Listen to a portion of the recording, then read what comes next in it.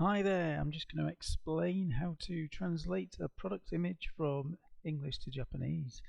So I've pulled this image from Amazon.com and we're going to translate it into Japanese. So I don't need to translate the simple modern logo at the top right, so I'm just going to remove that, and then we are going to translate this easy to clean, dishwasher safe. I don't need to translate this box here on the actual flask either, so I'll remove that.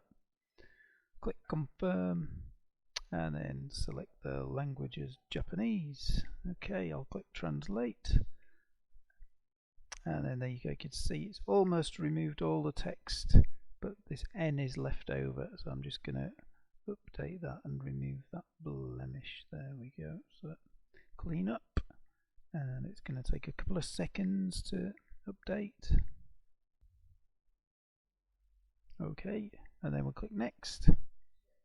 And here we've got the text, the Japanese text has been brought in. Just need to update the colour, make it bold.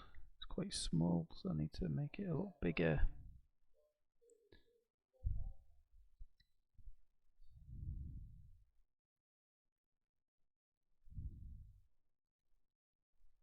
Make it centrally aligned.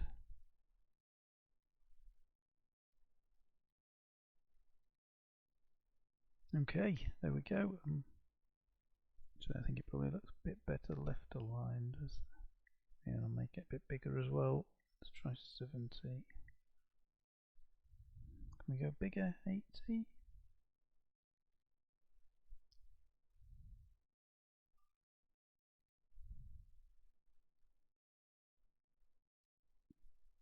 Yeah, I'm happy with that. Actually, I'll just move it over because there's a bit of a blur in the background where we erase the text over the guy's arm. But yeah, I'm happy with that, so I'm just going to export it, and that's going to download to my computer. So there we go. That's how to translate an infographic from English to Japanese in just a couple of minutes.